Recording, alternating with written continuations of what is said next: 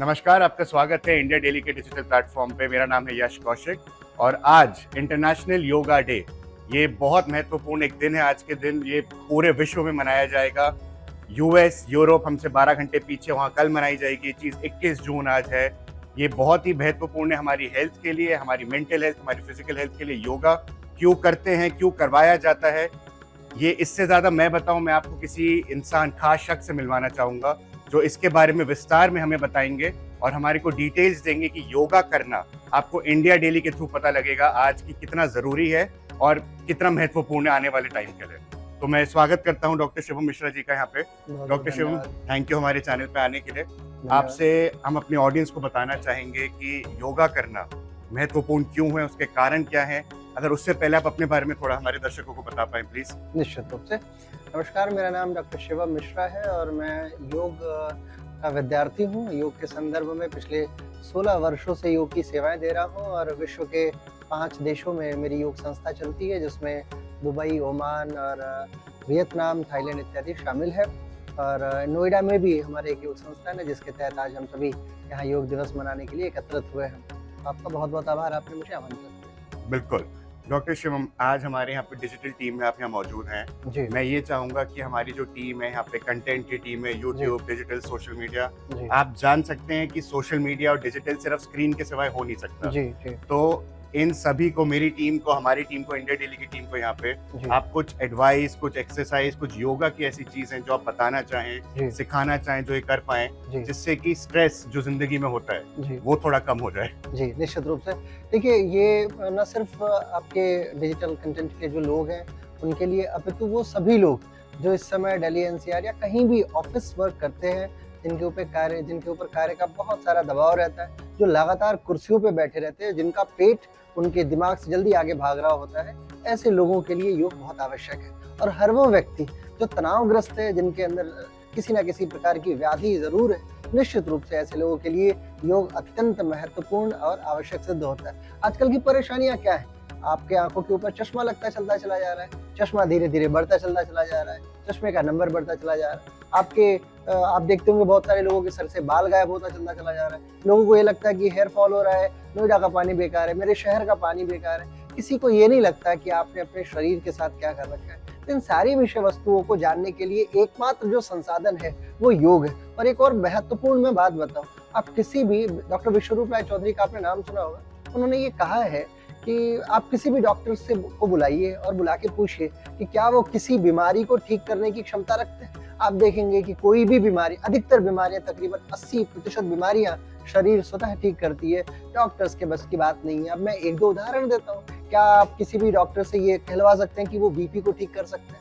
नहीं ठीक कर सकता। ब्लड प्रेशर की दवा आपको जीवन भर लेनी है। क्या किसी डॉक्टर से आप ये कहलवा सकते हैं कि वो शुगर ठीक कर सकता है? नहीं ठीक कर सकता। क्या किसी गायनोकोलॉजिस्ट से आप ये कहलवा सकते हैं कि वो पीसीओडी को बिना योग के, बिना आसनों के, बिना एक्सरसाइज के ठीक कर सकती है? नहीं कर सकती है। योग के किसी भी आचार्य से आप पूछिए कि क्या वो ब्लड प्रेशर कंट्रोल करा सकता है? निश्चित रूप से करा सकता है। क्या वो शुगर की बीमारी को ठीक कर सकता है? निश्चित रूप से ठीक कर सकता है। और पीसीओडी, पीसीओएस, टेंशन, डिप्रेशन, अवसाद, इंसोम्निया जैसी हजारों बीमारियां हैं जिसको एक योग आचार्य बहुत आसानी से ठीक कर सकता है। तो आज योग के समग्र स्वास्थ्य प्रबंधन में आप सभी का स्वागत है और हम सभी इन लोगों के माध्यम से, जो नए चेहरे दिखाई दे रहे हैं, इनके माध्यम से जरूर कुछ सीखेंगे और आपके लिए भी बहुत आवश्यक होने वाला है। जब आप ऑफिस में बैठे रहते हैं तो आपके सामने सबसे बड़ी बाधा क्या आती है? वो है आपके कमर का टेढ़ा होना। आप अक्सर ऐसे करके बैठ जाते हो, फिर ऐसे करके बैठ जाते हो और फिर सोचते हो कि आखिर क्या करें। और आजकल की जो कुर्सियां हैं ये इतनी आरामदायी और आनंददायी है कि आप आसानी से स्वयं को मोड़ते हुए चलते चले जाते हो। यदि कोई ऑफिस में आपका बड़ा अधिकारी नहीं है तो हो सकता है कि आप और आनंद की अवस्था तक पहुंच जाए। लेकिन इस अवस्था में आप जो चीज व्यथित कर रहे हैं वो क्या है? वो है आपकी स्पाइन।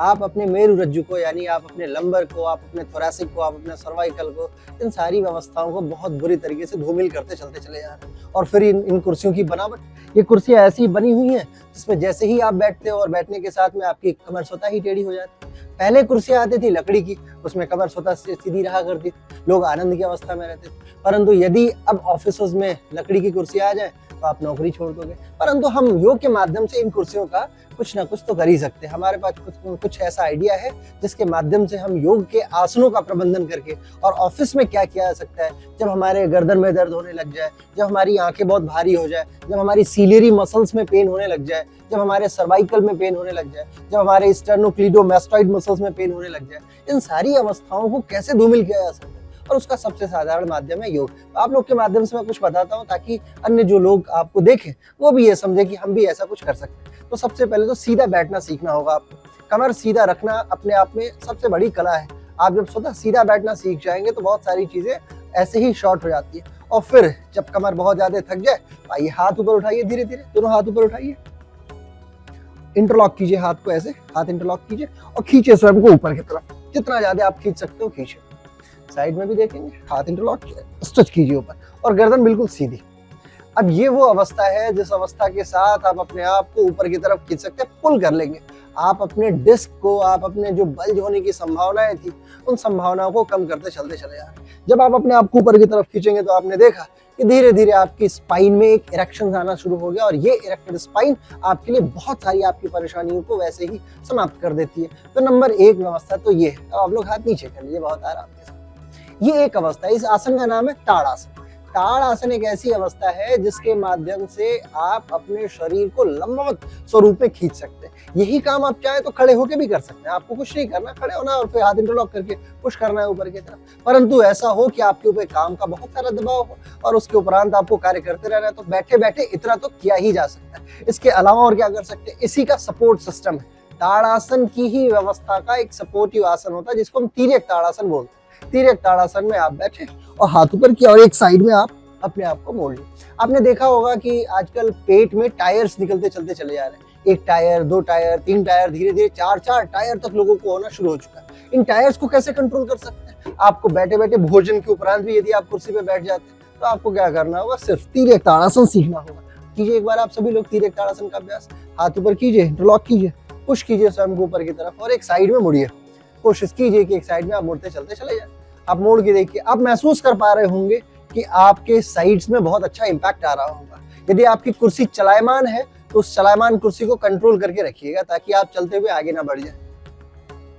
साइड में रोकिए और फिर दूसरी दिशा में 4 से 5 बार इसका करना, और आपके द्वारा खाई हुई रोटियां या चावल या जो भी सब्जी इत्यादि जो भी आप खाते हैं वो बड़े आसानी से इसोफेगस के माध्यम से स्टमक होते हुए ड्यूडेनम के माध्यम से स्टमक तक की पूरी यात्रा को पूर्ण कर लेता है। यानी कि वो टायर निकलने की जो संभावना थी, जो साइड से निकल रहा था, वो अब कम हो जाएगा। और कुर्सी पे बैठने का सबसे नकारात्मक पहलू ये है कि पेट स्वतः बाहर आना शुरू हो जाता है, और यदि लंबे समय तक आप बैठे तो सबसे पहली चीज जो आप हारेंगे वह है आपका पेट ही। ऐसे में आपको ताड़ासन और तिर्यक ताड़ासन की अवस्था का ध्यान रखना ही होगा। इसके अलावा और हम क्या कर सकते हैं बैठे बैठे। अब आपको मैं एक और अवस्था बताता हूँ। एक पैर आप सभी सामने कीजिए, एक पैर सामने कीजिए, हाथ ऊपर उठाइए और अपने आप को पुश करते हुए धीरे धीरे नीचे लेके जाइए। देखिए क्या आप अपने अंगूठे को छू पा रहे हैं। पैर सीधा होना चाहिए, इस बात का अति विशिष्ट ध्यान रखिए। एड़ियों को उठा के रखिए, हील्स को ऊपर उठा के रखिए, हील्स उठा के रखिए, हील्स उठा के रखिए और पैर को पकड़ लीजिए। अब महसूस कर पाएंगे कि आप सभी के पिछले हिस्से में पूरी तरीके से स्पाइन में या पीठ के आसपास बहुत तगड़ा तनाव हो रहा है।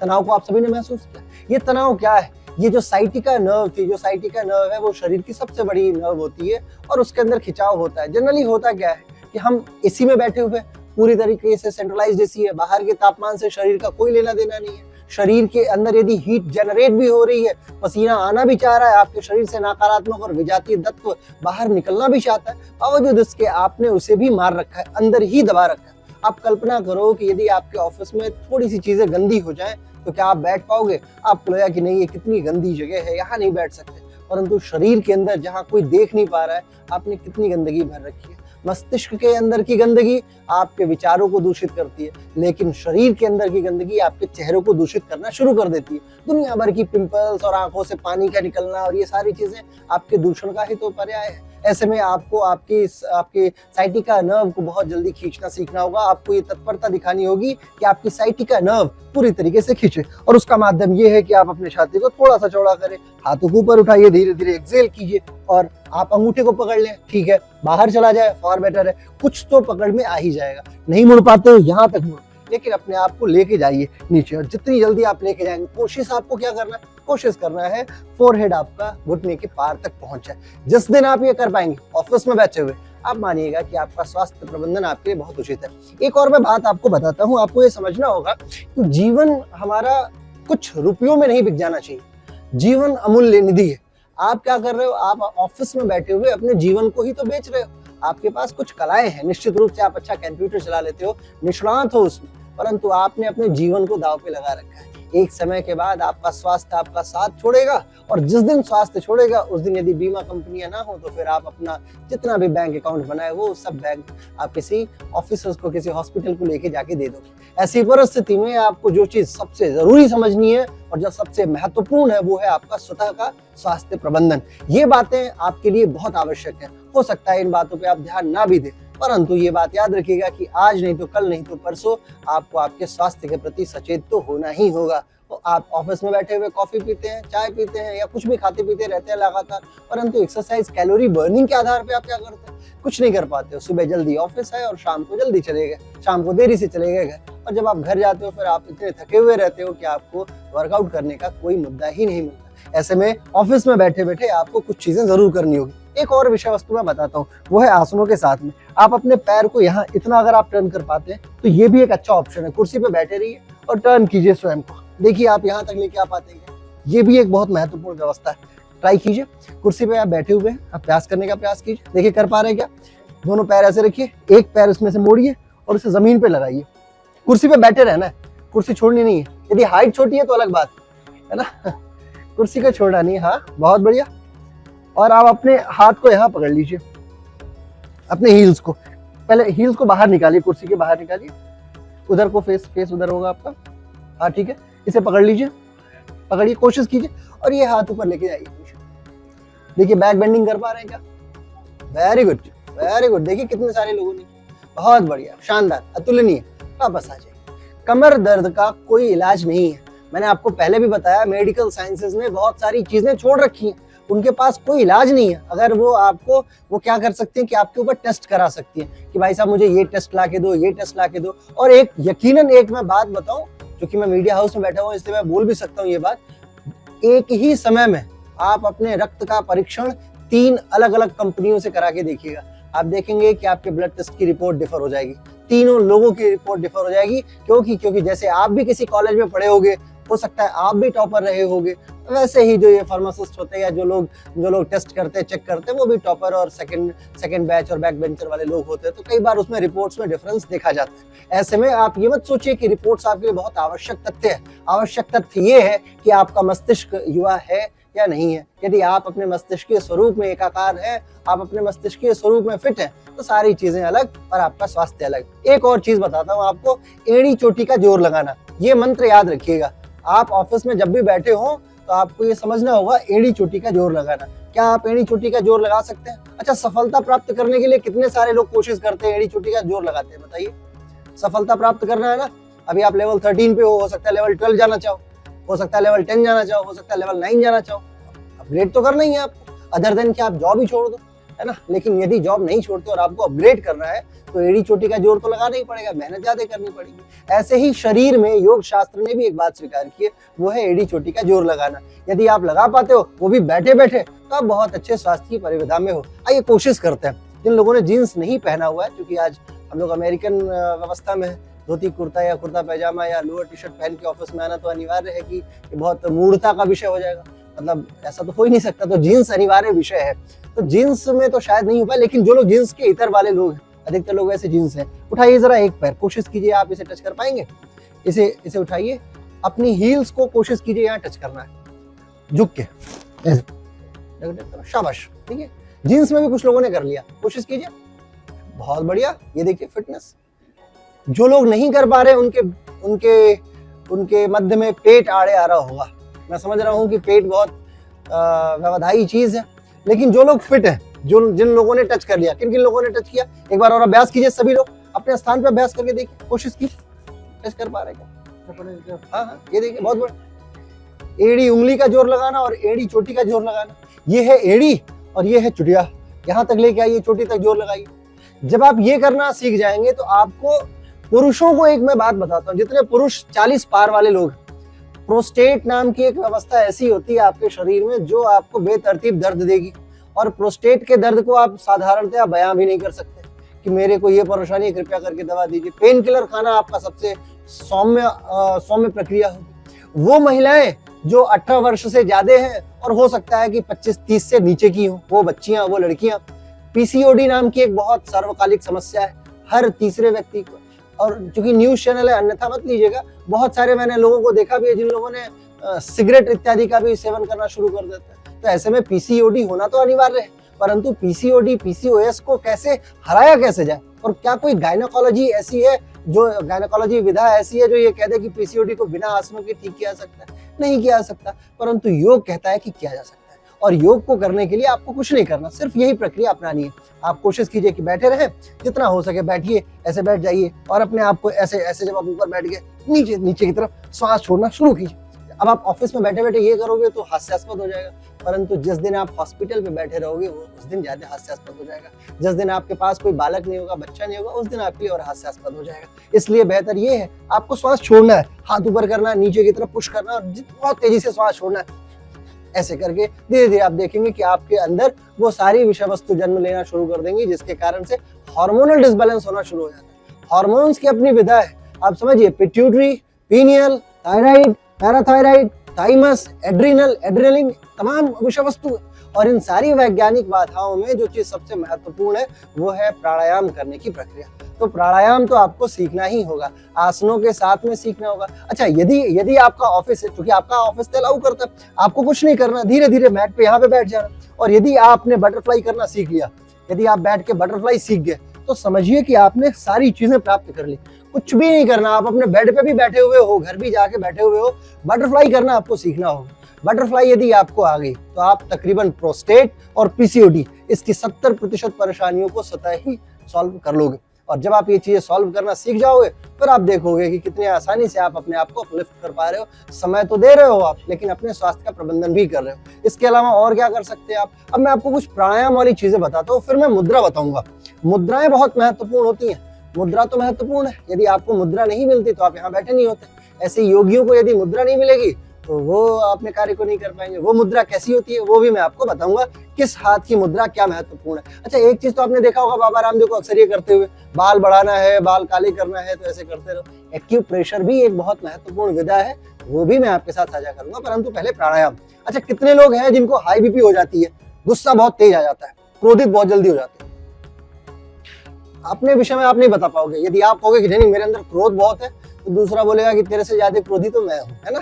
तो एक दूसरे का बताओ। अच्छा, स्वतः सोचना, ठीक है? 5 तत्वों के विषय में जानते हैं ना? पंच तत्वों का सिद्धांत तो जानते होंगे, चित, जल, पावा, गगन और समीर। भाई मीडिया के लोग हैं, आपको ये सारी चीज जाननी चाहिए।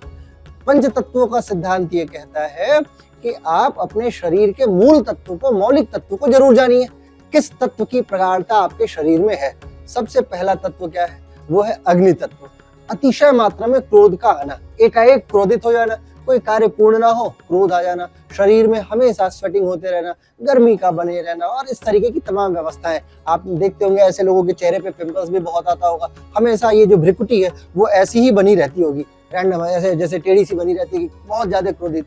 कुछ लोग बहुत सौम्य व्यवहार के भी होंगे, जिनको अनायास ही रोना आ जाता होगा। कुछ ऐसे भी लोग होंगे ना, थोड़ी सी बात हुई आंखों से आंसू आ गया। कुछ ऐसे लोग हैं आपके बीच में, आप जस्टिफाई करते रहो ऐसे लोगों को, ठीक है? कुछ लोग ऐसे होंगे जिनको बार बार प्यास लगती होगी और बार बार उन्हें वॉशरूम भी आता होगा, बार बार पानी भी बार बार जाने की प्रक्रिया में लगे हुए। कुछ लोग ऐसे होंगे जिनका हृदय बहुत विशाल होगा, उनसे कुछ भी बोलो कि ये कर दो, ठीक है मैं कर लूंगा, ये दे दो, ठीक है ले जाओ, ये कर लो, ठीक है ऐसा कर लो। मतलब कुछ लोग का हृदय बहुत विशाल होगा।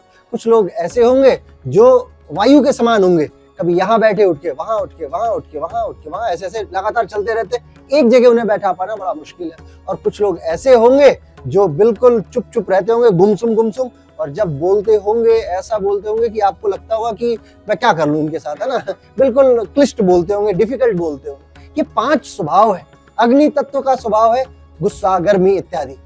वायु तत्व का स्वभाव है बहुत तीव्रता, कभी यहाँ कभी वहां, कभी वहां कभी वहां। जल तत्व का स्वभाव है बार बार आंखों में आंसू आ जाना, या लिक्विड जैसा स्वभाव, पानी जैसा, जिसके साथ मिले उसी के होलिए, हर कोई आ रहा है, सब ठग के चले जा रहे हैं, ऐसे लोग जल स्वभाव वाले होते हैं। कुछ लोग ऐसे होते हैं जिनका स्वभाव बहुत विशाल होता है, आकाश तत्व के जैसा बहुत विशालता होती है। और कुछ लोग ऐसे होते हैं जो पृथ्वी तत्व के होते हैं, बहुत मूढ़, शांत, शिथिल, एक ही स्थान पे बने हुए हैं, लेकिन जो बातें कह रहे हैं वो यथावत कह रहे हैं, यथार्थ कह रहे हैं और यथेष्ट कह रहे हैं। जब हम इन पांचों तत्वों को मिला लेते हैं तो हमें अपना तत्व समझ में आ जाता है कि हमारे अंदर मौलिकता से, मौलिक रूप से क्या इंपॉर्टेंट है और क्या गौड़ है, यानी क्या प्राइमरी है और क्या सेकेंडरी है। हो सकता है कि प्राइमरी मेरे अंदर हीट हो और सेकेंडरी मेरे अंदर लिक्विड तत्व है, यानी जल तत्व। जिस प्रकार का तत्व होता है उसी प्रकार की मुद्राओं का अभ्यास हमें करना चाहिए, और ये ऑफिस में बैठे बैठे कर सकते हो, क्योंकि आप लोग के पास तो कंप्यूटर है तो वो अलग ही मुद्रा में रहता है। लेकिन जब भी खाली रहो देवी सज्जनों, तो अभ्यास ये जरूर करो। जैसे मान लीजिए आपने देखा होगा कुछ लोग ऐसे करके बैठे रहते होंगे, फेसबुक वगैरह तो आप लोग चलाते ही रहते हो, आपका तो मूल कार्य ये है। आपने देखा कभी कि जितने भी बड़े लोग हैं वो ऐसे करके बैठे रहते हैं, मार्क जुकरबर्ग ऐसे करके बैठे हुए हैं, बड़े बड़े विद्वानों को आपने देखा वो ऐसे करके बैठे हैं। मुद्रा विज्ञान बहुत बहुत प्रचलित है, और मेरे देश में जहां मैं रहता हूँ, मूलतः वियतनाम में, वहां तो बहुत सारी प्रचलन है इस व्यवस्थाओं का कि हाँ, मुद्रा विज्ञान का अपना ही इम्पैक्ट है। गलती ये है कि आपकी विद्या थी, दूसरे देशों में हम बताते हैं इन बातों को तो वो लोग ब्लाइंडली स्वीकार कर लेते हैं, परंतु आपके देश, आपकी विद्या आपने कभी सुनी ही नहीं।